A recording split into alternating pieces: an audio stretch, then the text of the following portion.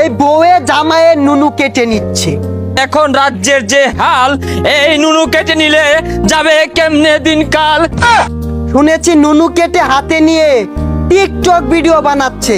না, এ হতে পারে না। আমার রাজ্যের একজন সাধারণ মানুষের নুনু যদি নিরাপদে না থাকে, তা আমি রাজা চন্ডবালির নুনু কিন্তু নিরাপদে নাই। এই কি ব্যাপার? মহারাজ কি ঘাস কাটবার গেছে নাকি? এলা ওয়াইতাছে নাকি? হুশিয়ার, সাবধান, মহারাজা চন্ডবালি হাজির। কই গো, একটু হুনে যাও, কি হয়েছে তোমার, কেন করো না রাও? কই গো, একটু হুনে যাও। খামোশ! কুল কুল ঠান্ডা মহারাজ। এ মহারাজ চন্ডবালি এত রেগে গেলে তো হবে না, রাজ্য চলবে না তো। খামোশ! 1.5 টাকার মন্ত্রী, আমার রাজ্য কিভাবে চালাবো এটা তো আর বলতে হবে না। তোর কথা শুনে আমার মুতা ধরে গেল মন্ত্রী। মহারাজ, মুদ্রা আপাতত আটকাই রাখেন, কারণ এই রাজ্যে মুতা নিষেধ। চুপ কর বিয়াদব! আমি রাজা চন্ডবালি মুতে বুড়িয়ে আমার রাজ্যে বন্যা বসিয়ে দেব। তোকে বলতে হবে রাজ্যের খবর কি বল। এ মহারাজ, আর মনে হয় মুতা হবে না। রাজ্যে এমন এক ভাইরাস আইছে যা সবার নুনু কেটে নিচ্ছে।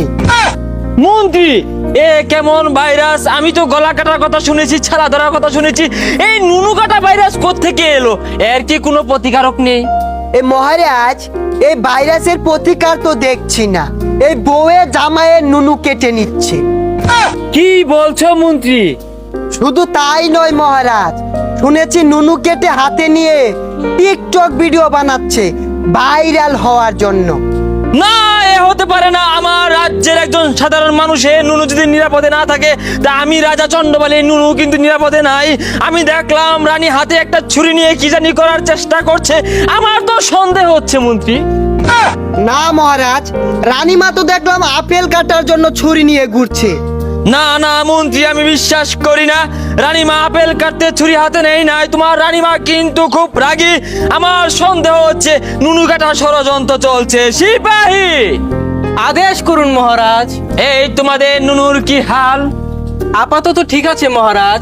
আপনার এই কথা শোনার পরে আমাদেরও ভয় হচ্ছে মহারাজ। তোমাদের নুনু ভালো থাকলে ভালো। এখন রাজ্যের যে হাল, এই নুনু কেটে নিলে যাবে কেমনে দিনকাল। মন্ত্রী, এর থেকে বাঁচার কি কোনো উপায় নেই? মহারাজ, উপায় একটা আছে। এই বড় দেখে একটা তালা মেরে দিলে কেউ আর নুনু কাটতে পারবে না। তাহলে তাই করো মন্ত্রী। আমার রাজ্যের সকল প্রজাদের জন্য তুমি বাংলা ছোট ছোট তালা এনে মেরে দাও নুনুতে। আর আমার জন্য একটি বড় চাইনা তালা নিয়ে আসো, যেটা 20 থেকে 30 কেজি ওজনের হবে। কেননা আমার রাজ্য থেকে যদি আমার নুনু হারিয়ে যায়, তাহলে সবাই বলবে চন্ডবালি হচ্ছে নুনু কাটা রাজা। এই মহারাজ, এই এত বড় তালা মারলে আপনারটা তো ছিঁড়ে পড়ে যাবে। তাও তো কথা। তাহলে আমি কি করব মন্ত্রী মশাই?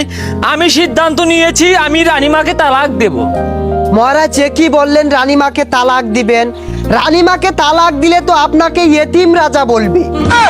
তাও ভালো মন্ত্রী, আমাকে এতিম রাজা বলুক, আমার কোনো দুঃখ নেই। আমি এই দাজ্জাল রানীকে রাখবো না। আমার নুনুটা যে শেষ সম্বল মন্ত্রী।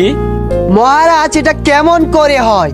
সেনাপতির বউ থাকবে, প্রজাদের বউ থাকবে, রাজা মশাইয়ের বউ থাকবে না? এটা তো হয় না। মন্ত্রী, তুমি বুঝতে পারছো না? বউ থাকার থেকে জরুরি হচ্ছে নুনু থাকা। আমার রাজ্যে ঢাক ঢোল পিটিয়ে তুমি ঘোষণা করে দাও, এই চন্ডবালির রাজ্যে কারোরই বউ থাকবে না। আর যার বউ থাকবে, যদি তার নুনু কাটা পড়ে, সেই দায়ভার কিন্তু আমি নেব না মন্ত্রী। ঠিক আছে মহারাজ। এই সিপাহী, সারা রাজ্যে ডেরা পিটিয়ে দাও, কারো বউ থাকা যাবে না। এই চন্ডবালির রাজ্যে এই প্রতিবন্ধী বিছুনলাকে কে রেখেছে? 1.5 ঘন্টা ধরে পাক্কুন পারছি, একটু বাতাসও করছে না। এই নুনু কাটার গল্প শুনে আমার শরীর যে ঘেমে গেল। ইচ্ছি মহারাজ। শুনুন শুনুন শুনুন, মহারাজার আদেশ, এই রাজ্যে কারো বউ থাকা চলবে না। আর যদি কারো বউ থাকে, নুনু কাটা পড়লে এর দায়ভার কিন্তু মহারাজা নিতে পারবে না।